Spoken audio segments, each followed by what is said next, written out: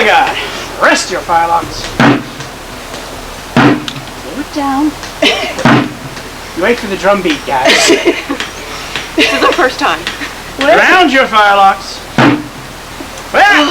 Oh wait, wrong. 1, Lock side. 2, Clifton. down. Go ahead, beat. Back up.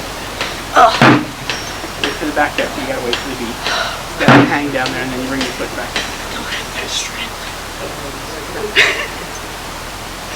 Color guard. Post.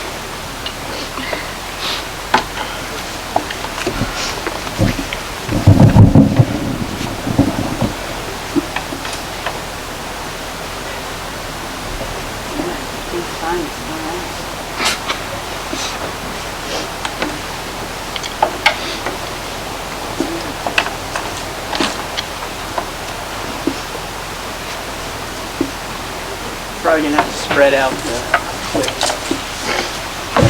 Oh, because that's a smaller pipeline. How about your view?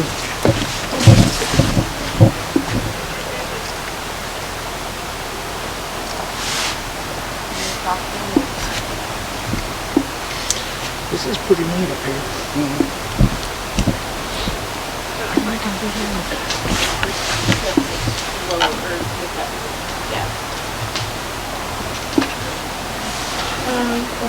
A lot. Yeah, a lot.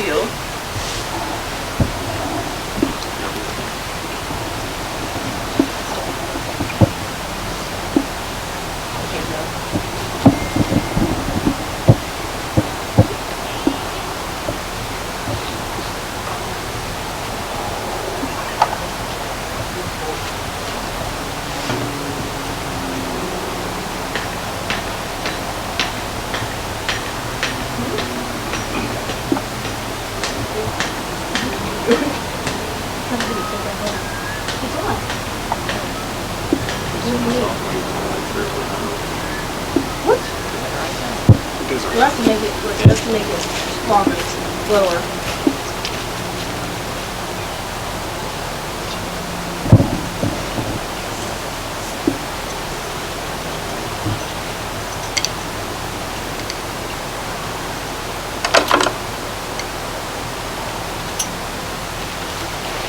Company, present your arms.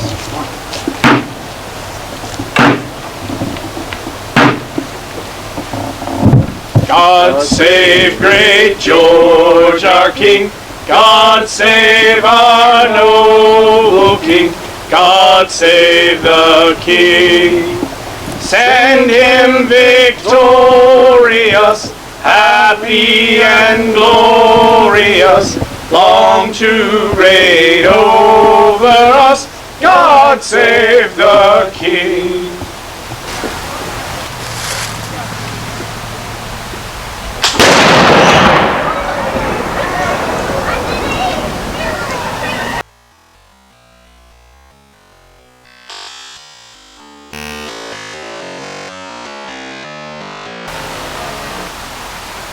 Yep. Bye.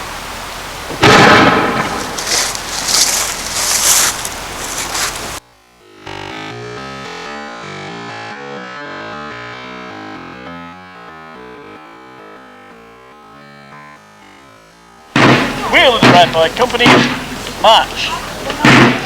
There you go, nice.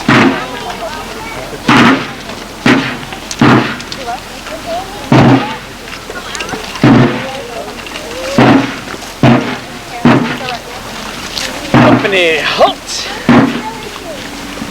Alright, I need you folks to back up a little bit, please. Rather not blow you up. Start it! Blow!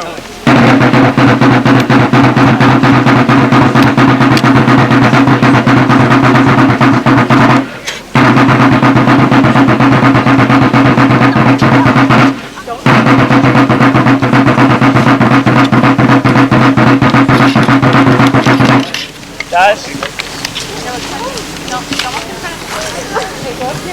Do me a favor.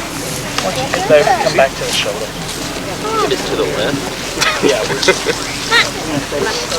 They would hide from the Indians. Scoot back. Okay, no, it's Y'all need to scoot back that way just a little bit. Make sure there's a stick there in the ground, so you need to be on that side of the stick. They don't care if they keep me.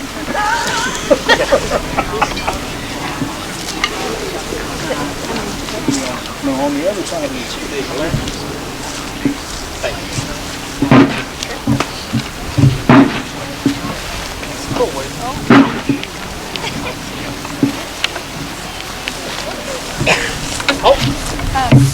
Get in front of Right. Face.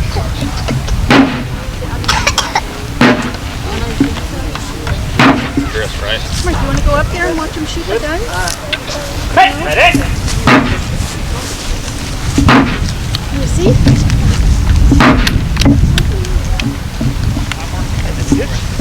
Present. Fire! Prime and load.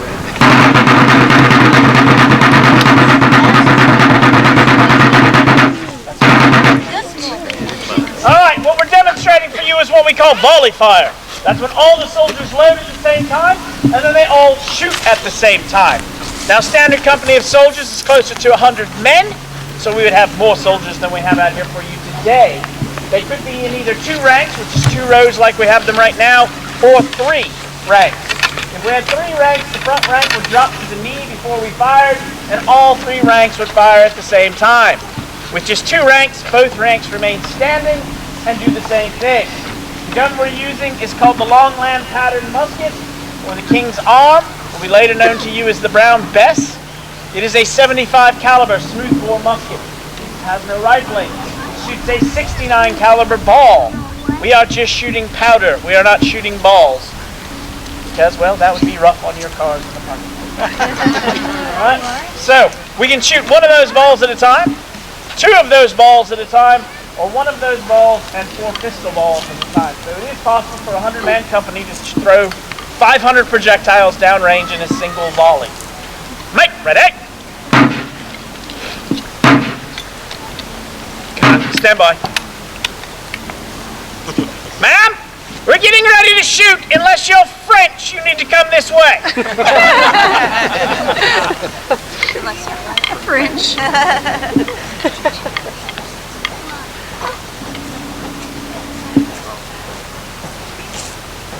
Thank you. Need to ruin our perfect day. All right. Present. Fire! Prime and load.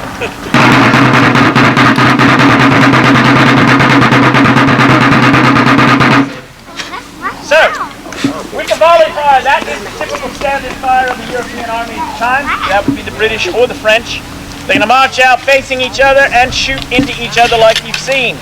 The gun is, well, the gun can hit and kill something at 200 yards. At 100 yards is about the maximum range you'd like them to be, though ideally you would like your target within 30 yards before you fire the first time. The gun is not overly accurate like a modern firearm, however it is accurate enough you could aim and shoot at things and hit them, you just didn't want them to be real far away.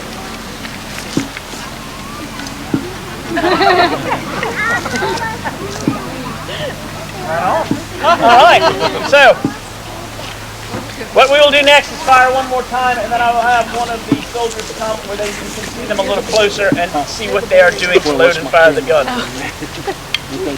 Mike, ready?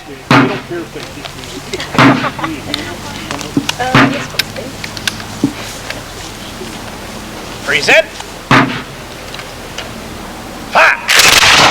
Recover. Somebody lost a big old piece of My goodness, something fired out of there. Put a little bit down in the pan here. I'm going to put that closed. The rest of my powder is going to go down the barrel.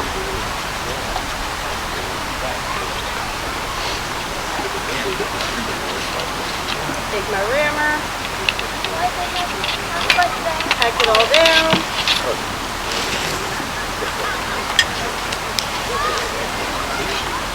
Put that back. And then, is everybody ready?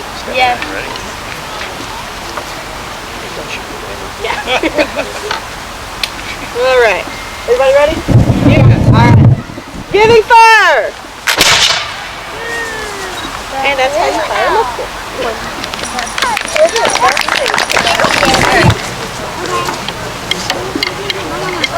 Really good at the service. Prepare to disperse.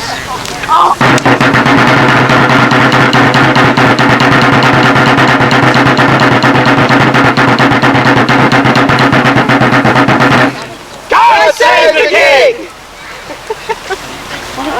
This site of Fort Loudoun was excavated thoroughly with a toothbrush and a spoon. UTK students, the archaeologist was Carl Cuttriff.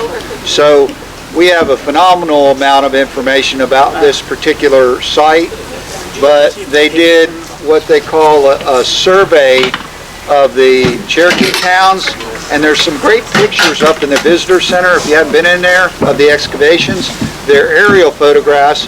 What you do in a survey where you have thousands of acres of land and you're not sure where the villages are, you plow checkerboards and look for surface collection. And then once you find a concentration of arrowheads and pottery and stuff like that, then you can dig that site. Most of the Cherokee towns were pretty much just a survey, with a couple of the big ones. We did locate their biggest village of Shota.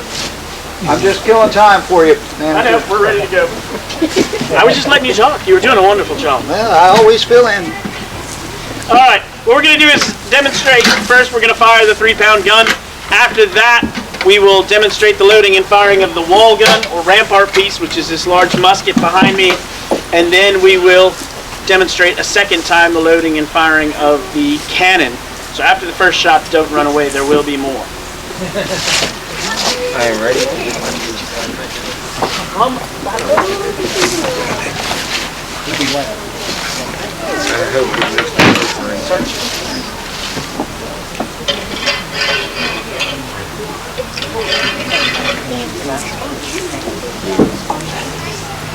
Monkey, 3-pound, solid shot.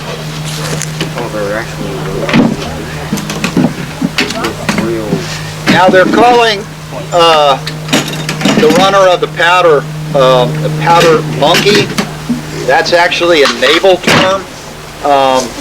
On ships, the gunpowder was all the way down in the lowest part of the ship in the hold, and young nimble boys or smaller sailors would have to climb down all the ladders through the hatches to the bottom, get a single round, bring that back up to the cannons. So they had to be monkeys. In our military nomenclature, it's just the runner. But I wouldn't dare to correct my state park manager.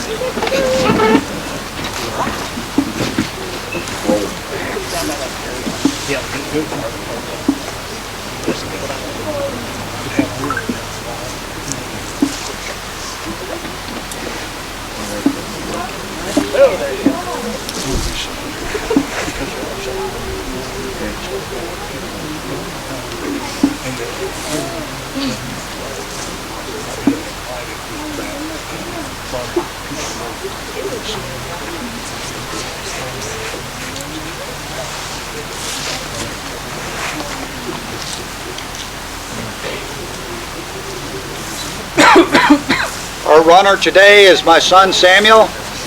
He was actually born here. I'm not kidding. Can I ask you a question, sir? Yes, sir. Back then, was it all solid shot that they fired? No, you have solid cannonballs. There are no exploding cannonballs in the 18th century. That's going to come around about the Mexican War, where you have a fuse on your cannonball and it actually explodes. Solid cannonballs, and there's also a round that was anti-personnel against other infantry, and that's grape shot. This is a spot where you might want to cover your ears, hopefully. Give! Fire!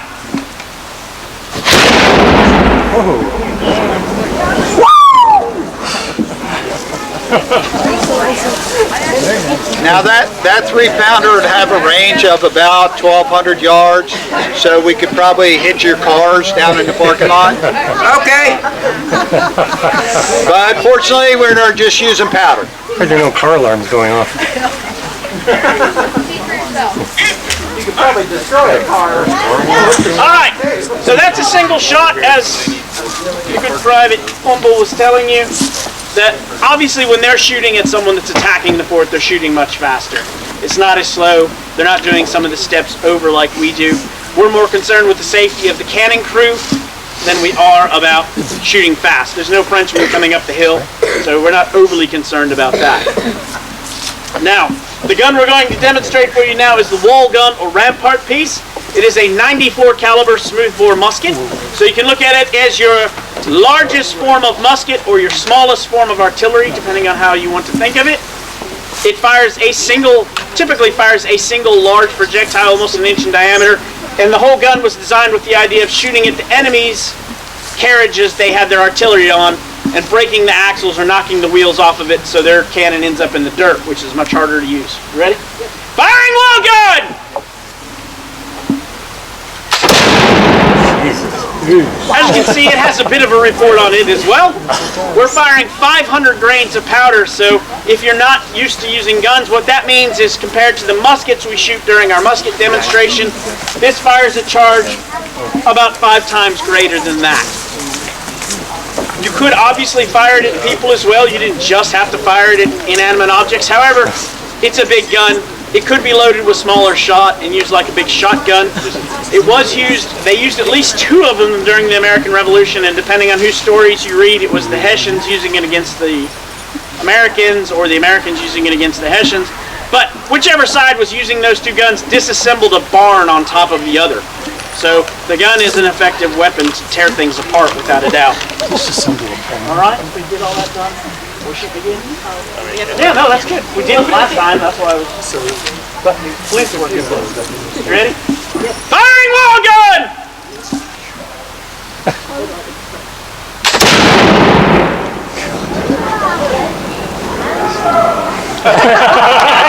You got him!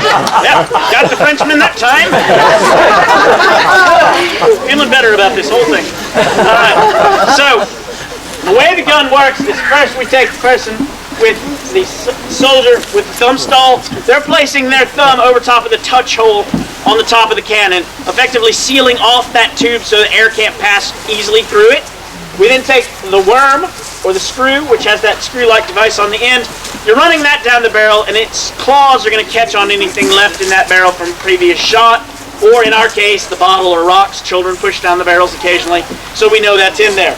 We then, after that, will take the sponge, which is a lamb's wool sponge soaked in water, and you're running that down there because we're about to put a big giant package of powder in there, and you don't want anything left burning from a prior shot when you do that. So that's going to extinguish anything left burning in the tube. Then we call on the monkey. Here you got a bit of a description on the monkeys down here. They're going to bring up, in our case, they're going to bring up whatever size powder is called for. Now historically, this platform probably didn't have a railing on it. It definitely probably didn't have stairs. It would have had ladders. And the monkey and his box would have been up here with us. So he could service multiple guns and he could do it quickly. For safety purposes, he's down there where the powder's least likely to be affected by flame. He brings up that charge, hands it off to the man with the worm, who puts it in the gun.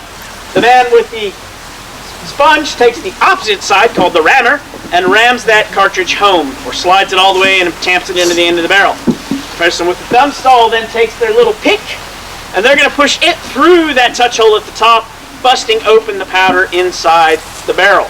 They then pour a musket cartridge on top to act as our fuse. We then take the lint stock, which is a burning piece of slow match, which burns really, really hot, but really, really slow. And we're going to touch that to that powder, and if everything works right, you get the big boom you heard just a few minutes ago, and you get more screaming dead Frenchmen downrange. That's ideal for us. Does anyone have any questions about that? Yes? Well, I got a general question. What type of return fire would you be? Well, we'd like none. We get to choose. Obviously. Yeah, it depends on what it depends on what's attacking us, of course. As far as we know historically, the guns here were never fired what we would say in anger. They were never fired at an enemy force. In order to attack a fort that has cannons, you need cannons. Which means we talked about how hard it was for the English to just bring the guns here. if you're going to attack the fort, ideally you'd like bigger guns than they have, and you have to bring them here. And the French neither had the desire nor the cannons at the time locally to attack the fort. So, you know, what you're going to be taking in return if you're truly attacked is they're going to be shooting at you with cannons at the same time you're shooting at them with cannons. That's typically how it works, unless they're sending just troops against you.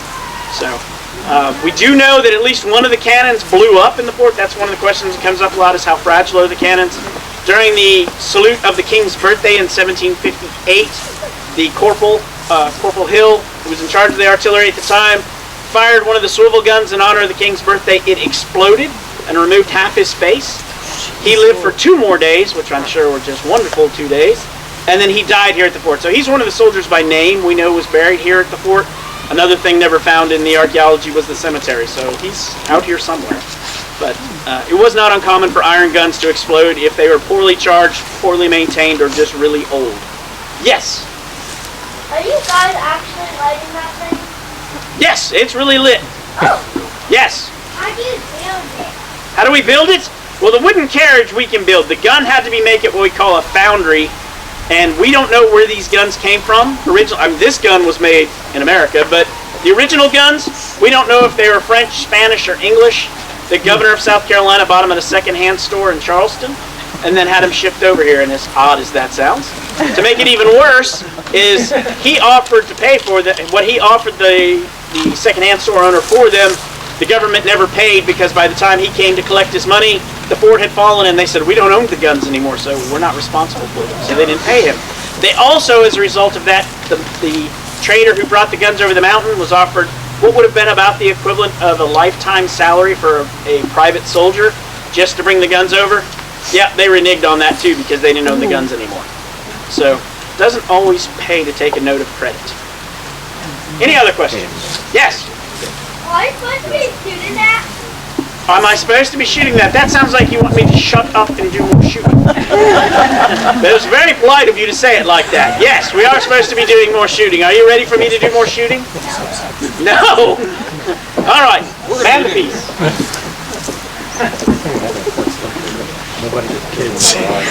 So on.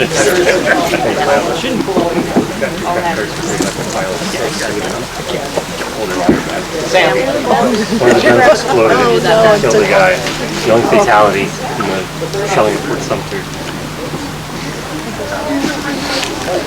In training. And he kept building the guns bigger and bigger, and it explodes.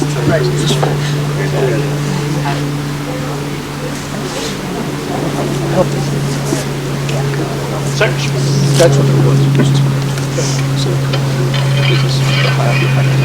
That very first motion that we demonstrate with the corkscrew type device that we call the worm Monkey, 3-pound, great shot. would not actually have been part of the loading and firing procedure. We have to do it because the National Park Service and state parks require that our rounds be rolled in tinfoil. Now, in the 18th century, it would have been a linen bag full of powder that would have been completely consumed. So really, worming, if there were any remnants of burning cloth, it wouldn't have pulled it out anyway. The key procedure is that lamb's wool sponge that's been dipped in water. You want to put that down the barrel and extinguish any little burning pieces of cloth. The worm's essential for us because every single time a piece of smoldering tinfoil is left in that barrel, and we need to get that burning tinfoil out, or our rammer will lose his arm when he pushes down the next round.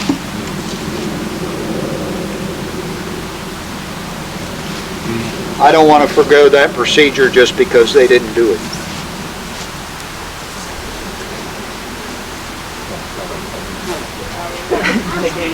We're not even going to do this. All right. Keep. Fire.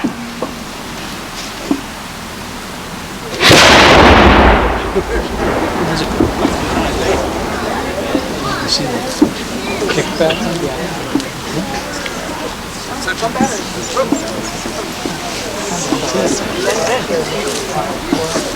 Just a minute, I will dismiss the crew, and then you'll be welcome to either come up, take pictures, ask questions, whatever.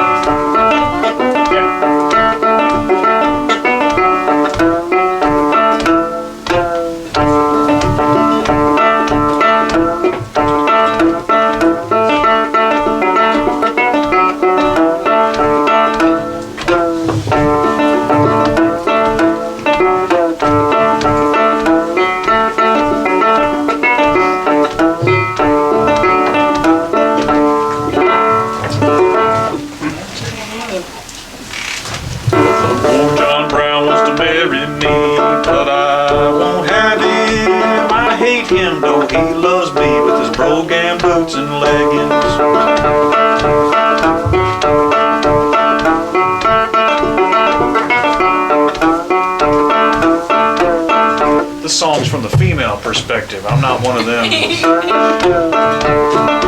Old John Brown got a lot of gold, but I won't have him.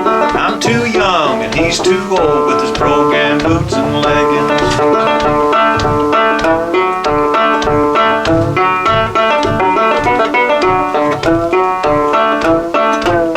Old John Brown, his beard's too white. I won't have him. I could not sleep with him at night with his brogan boots and leggings.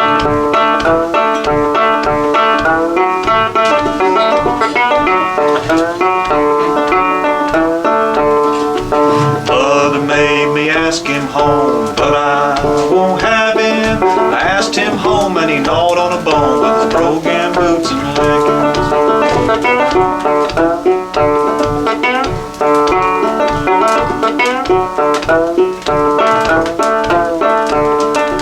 Mother made me ask him in, but I won't have him. I asked him in and he bit me on the chin with his brogan boots and leggings.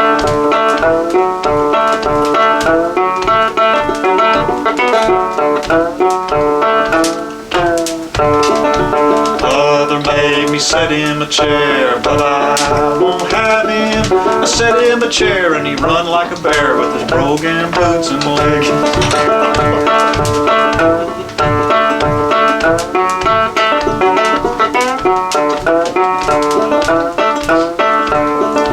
Mother made me take him to bed, but I won't have him. I took him to bed and he laid like he's dead with his brogan boots and leggings.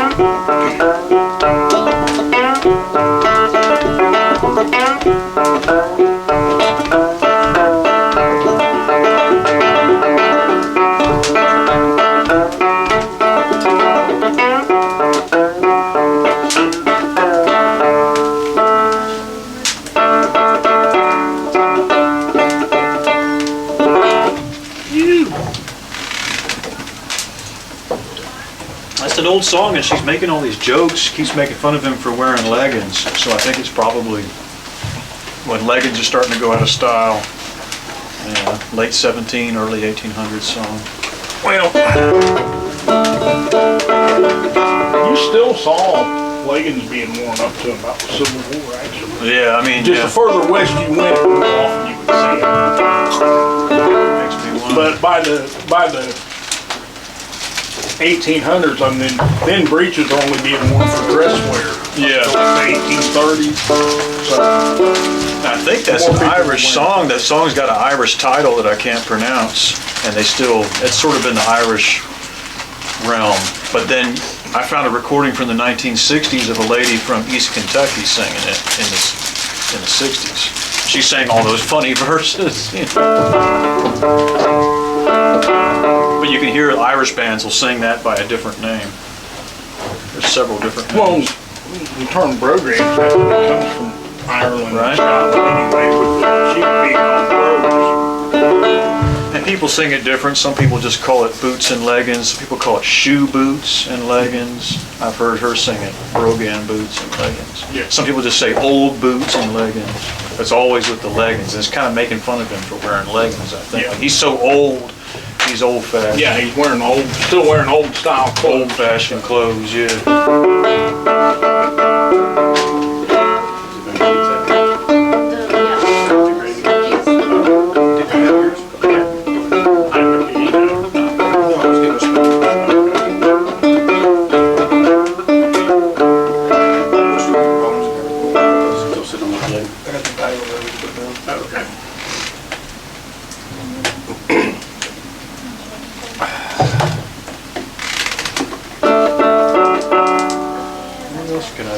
There's another one. I don't know if this video's still running because I'm going to get part of that conversation we were having.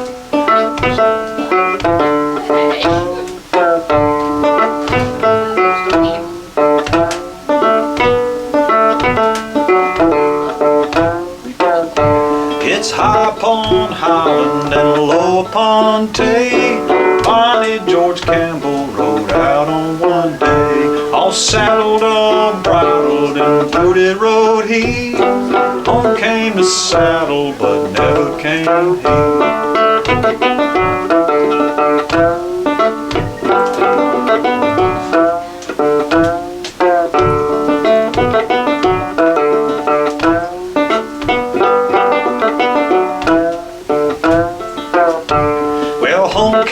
Saddle all bloody to see. Home came the good horse, but never came he. Home came saddle all bloody to see. Home came the good horse, but never came he.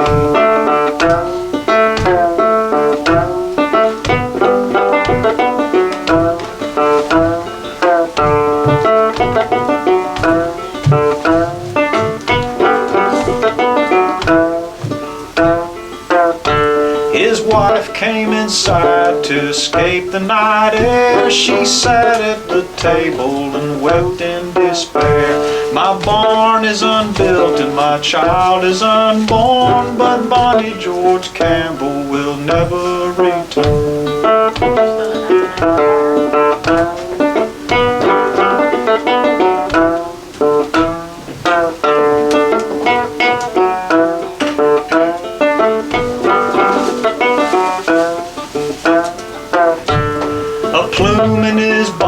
A sword at his knee. Home came the saddle, but never came he. Yes, home came the saddle, all bloody to see. Home came the good horse, but never came he.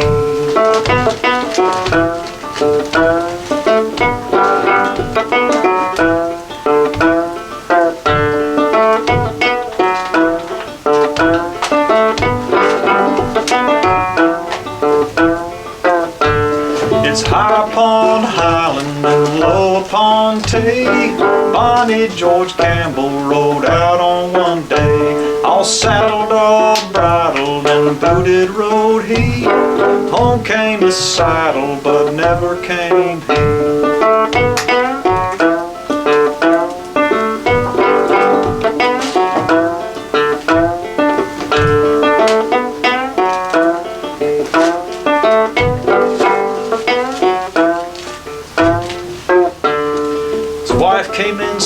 To escape the night air, she sat at the table and wept in despair. My fence is to mend and the wheat is unshorn, but Bonnie George Campbell will never return.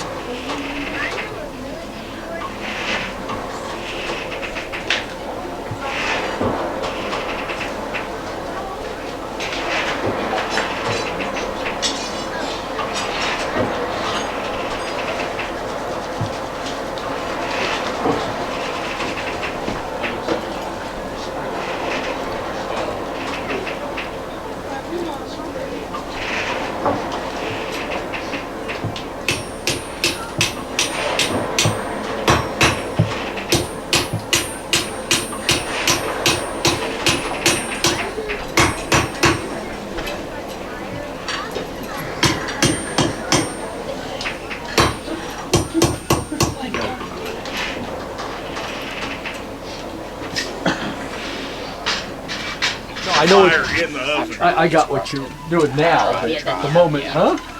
But then again, I've had this for 10 years. Okay, let me know when I can go. Hey, Molly, where you Tour going? went by really fast. Like, it felt like tour went by really fast. Seemed like it really did. But I think they were kind of later in getting down here. Yeah, well, Bye, there guys. was so many people here tonight. I mean, kid was telling Bye, us, Merry Christmas. Kid was telling us they had 150. Oh, that's nice. You can see the pies and the big glow in the back of the fire. Yeah, that's gonna make a good little video. That's nice. No, I appreciate you.